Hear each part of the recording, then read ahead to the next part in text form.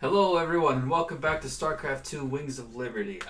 We're going to continue on with the crystal today. Now, I already attempted this mission once and I failed and I lost, I had bad, something went wrong with the recording of it. So, I do know a little bit about what's going to happen in this mission and I do have a little bit of a plan, but I haven't beaten it yet. See it all again. Guess there's nothing for it.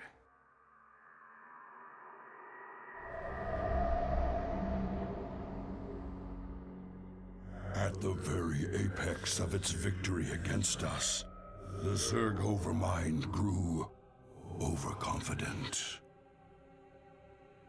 Now, all that was left of the mighty Overmind was a twisted, withered husk.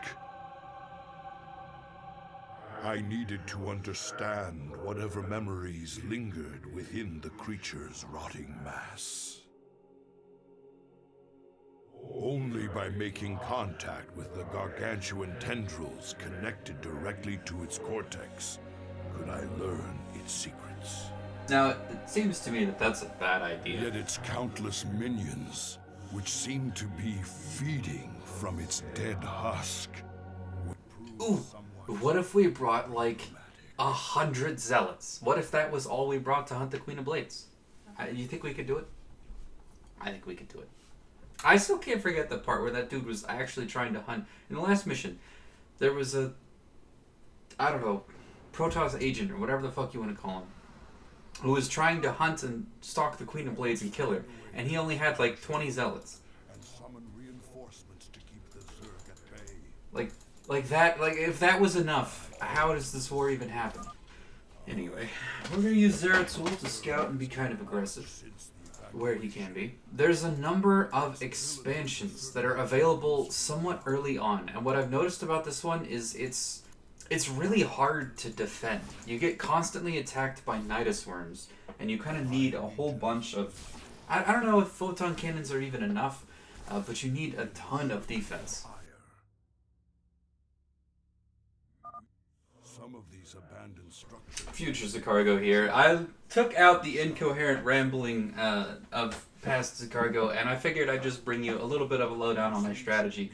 The first time around, I didn't try to expand too far. I took the first expansion about halfway through my attempt, and I kind of just tried to turtle while only taking out what I needed to. I'm going to try something different in this run, and we'll see if it works. I'm just going to mass Stalker and attempt to clear the map, because I have a feeling that these Zerg bases are actually producing reinforcements, and that if I just whittle away at them, I can stop them from producing reinforcements. So, we'll see how that goes. I'm really liking how the Stalker actually controls. I don't really like too many of the other Protoss units. The casters are fun, but Immortals are boring, Colossi are boring, Zealots are boring. To me, anyway. Maybe not to you, but to me they are. I'm also trying to place these pylons. What I've noticed, what I learned from the multiplayer, is that surface area really matters as far as like how someone like the how a faction like the Zerg can be aggressive. So with the placement of these pylons, I'm trying to make it so that Zerglings can't just easily surround everything. I also like this mission because it really introduces the idea that Zerg can just burrow a couple of units all over the map. In the service of ire. If we use We're gonna let Zaratul go ham here.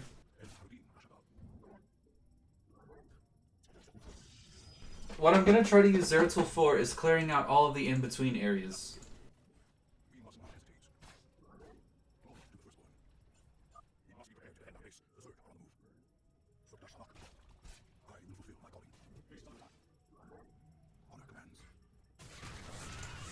They got through how many photon cannons? Excuse me? Future Zacargo here with a little bit of criticism coming at past Zacargo. So I end up spending too much money on photon cannons here. The utility of static defense, this is something that I had to get used to with other games, other RTSs, is generally speaking static defense is kind of a waste of money until you're at maximum supply. So the thing about static defense, the thing about photon cannons in particular, is it's better to spend those resources on 2 stalkers and defend with that than it is to spend it on 1 photon cannon. These attacks come every, I think it's 4 minutes or 3.5 or something like that. So there is a really long time in between attacks, and if you're watching that timer, you could pull your army back. So the thing about a static defense is you can't use it to attack. You can't get any work done on the map. So if it's more efficient to make 2 stalkers than it is to make a photon cannon, I might as well make 2 stalkers and then pull those stalkers back to defend. The utility of static defense is going to be, number 1, its detection, and number 2, when my army is at maximum supply, static defense doesn't cost anything. This is especially important because you get nidus from like 3 different directions in this mission, which means all the photon cannons you have in the east are useless when you're defending west or the north. Making an army of stalkers and then splitting them up accordingly is just more efficient. So we're going to move out with these guys. We're going to have to leave the Colossus on defense, and honestly it wouldn't hurt to have a couple more of them. As much as... So if you notice, there are structures all over this. Like there's a tech structure here, there's a tech structure here, there's more tech structures up here. It seems resource efficient to go grab these, but I think that's a bait. You get nidused a lot in this mission, and you get attacked from all different angles. And I think the challenge here is to take all of it without getting just constantly flanked.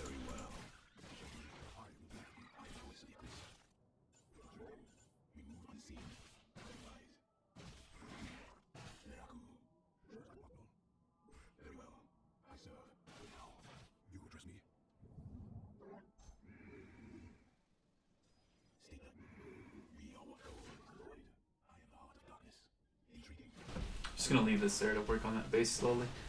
We'll come back there with more forces, but to start with, doing some damage is good enough. Now, I'm still not very familiar with the Protoss units and their economy, and I really should have built some more zealots here and manage my resources a lot better.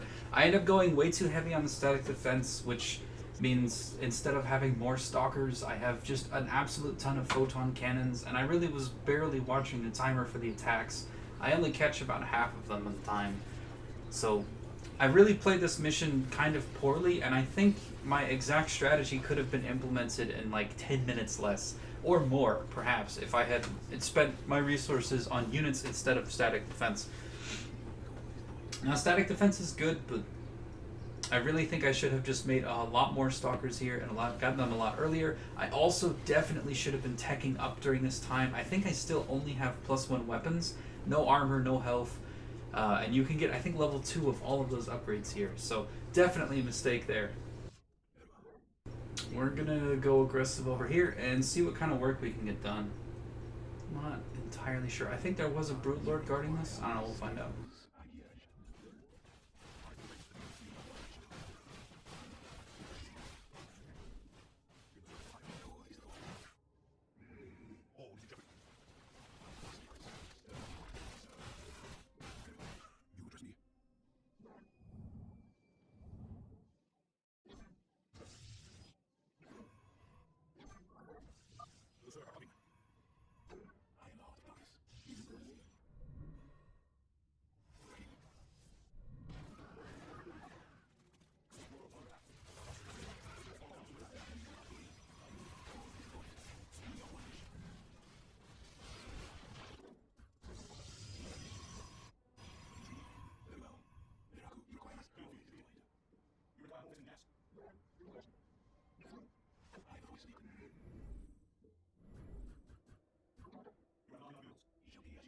Now, the reason I'm not going for too much of the actual objective, quite frankly, is because I think knocking the Zerg over as much as I can is more important.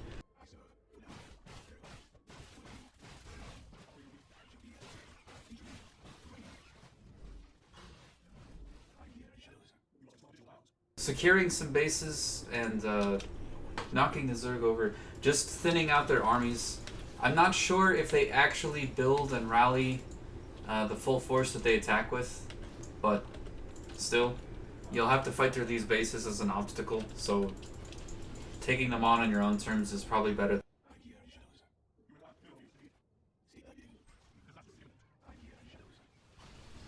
Now, I definitely think I made this mission a lot harder on myself than I needed to by just being bad with the upgrades.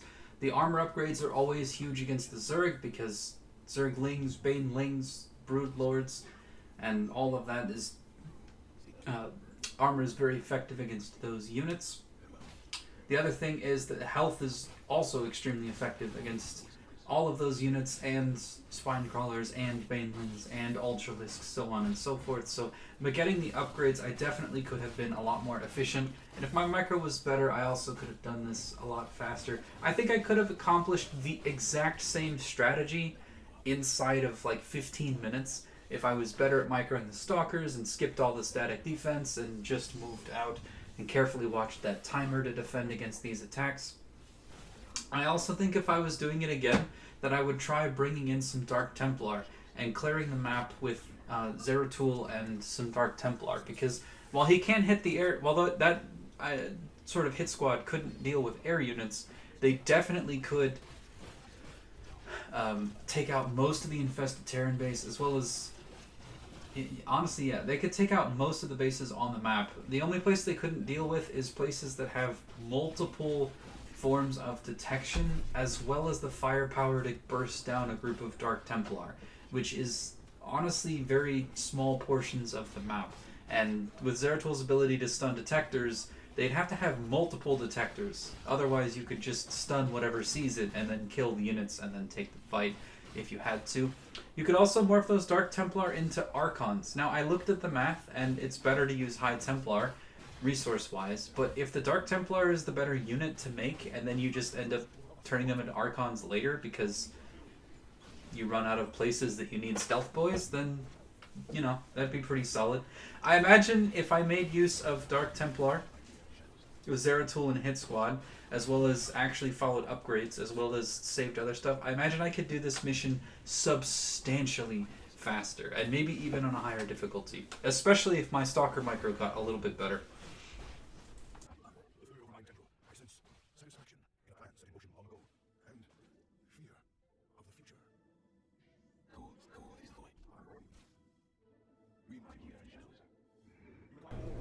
I still think that I think the Colossi are definitely worth it for base defense. The Stalkers are so good on offense. It's really hard to compete. Oh no! Oh, I'm gonna have to go do it and power the Obelisks. Brother, I speak to you from the beyond. Tassadar, but you died, slaying this cursed overmind. If I had to guess, this is a huge reference to the first game. Tasted death, Zaratul, nor shall I. But that is a tale for another time. I have come to tell you of this creature's courage.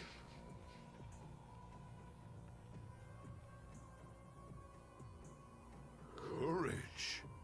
It was an abomination. Yeah, I have the sense that I'm missing the context of the first game. The Zerg were altered. A single overriding purpose was forced upon them. The destruction of our people. The Overmind was formed with thought and reason, but not free will. It screamed and raged within the prison of its own mind.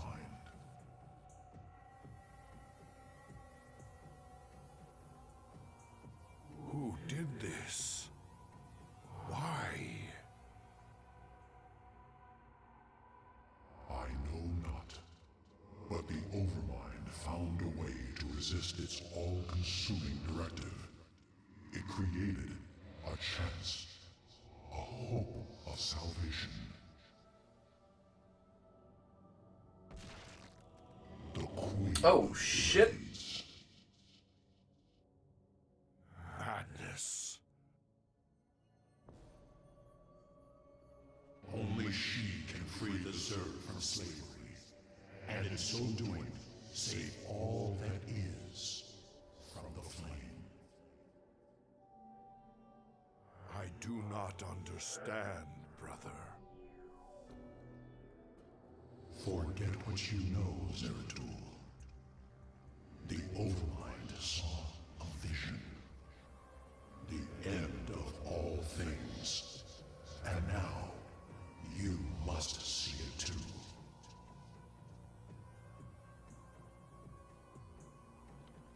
No. This vision. I cannot bear it. Stop.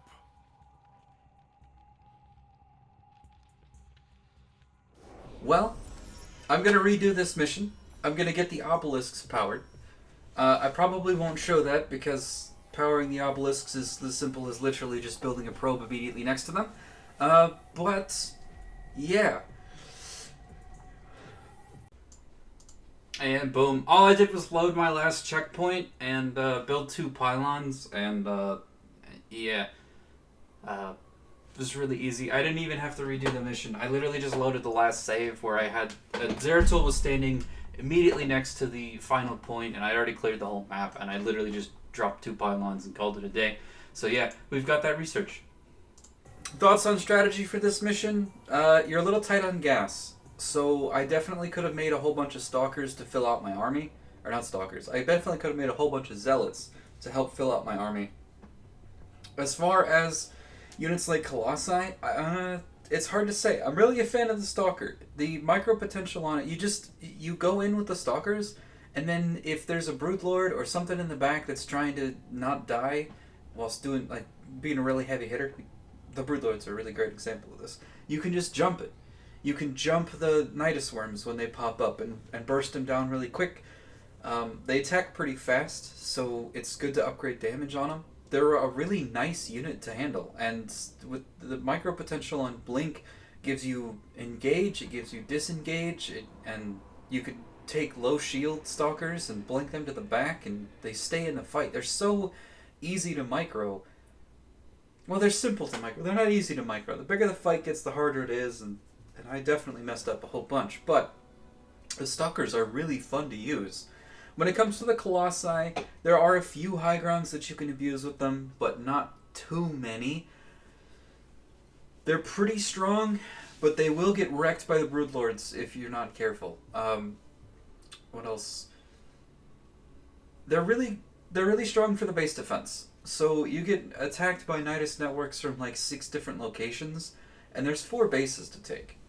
So, by all means, if you want to spam out bases and then just drop photon cannons all over the place and have a few Colossi, like 1 Colossi at each defense point, that's probably a really solid strategy to hold. You do end up in this position where Ultralisks start attacking, so Immortals are probably also pretty good. Teching up for that mission is probably better for the defense, but honestly, as far as the offense goes, it's hard to compete with like 30 stalkers.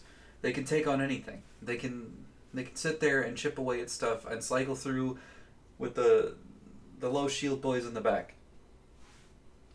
So yeah, very happy with the micro on the stalkers. Also, it seems so. I guess before Kerrigan controlled the Zerg, there was something else controlling it, which makes sense, and I guess it was this Overmind, and I guess it attacked the homeworld of the Protoss and captured it, so that's kind of neat. Some crashed Terran ships there, as well as some infested Terrans, which makes me think that there was a whole thing going on in the first game where all 3 factions were involved in that final battle on the homeworld of the Protoss, but what's kind of funny is that Colossi just come walking up out of the ocean, and it's like, I just imagine that there's this big final stand and someone's like, hey, what about all the Colossi we have that are just chilling under the ocean? And someone else is like, we don't need those. They just forgot to press the turn on defenses button. Anyway, let's see if there's a cutscene after this. Do we have a cutscene? No, we do not have a cutscene. We do have news. Hey, so, I think what we're going to do is we're going to leave this research unchosen, And then I'm going to try out the next mission, and I'm going to build science vessels, and then I'm going to try it out with see how the Ravens do. I really want to choose the Raven, but it depends how much energy summon the turret is going to cost and how quickly they can regenerate it. Because if I can't build like a group of Ravens and constantly drop down turrets, then it's not going to be what I want it to be. I'm also going to try out the science vessel, and if this is going to chug through resources to repair, then maybe these are just like I don't know how, like these could be either insanely strong each, or they could be pretty mediocre, just detectors each, and it's worth figuring out which one is which before I go forward. So we'll do probably a whole video that's just choosing between the two of these and then moving on to finish that mission. And we'll do that later, probably once we're done with this whole Protoss side story. So, yeah. Anyway, just thought I'd add this in here. That being said, it looks like we do have another mission in the crystal. I will be editing this video and then going back and grabbing the research and then moving on to this one, and hopefully that'll be out later today. Can't wait to get to the end of this line. Anyway, I've been Zacargo. This has been fun, and I'll see you soon with the next StarCraft 2 Wings of Liberty mission. Side note, if you did like the video, please consider leaving a like and subscribing to the channel, and even sharing the video. It really helps.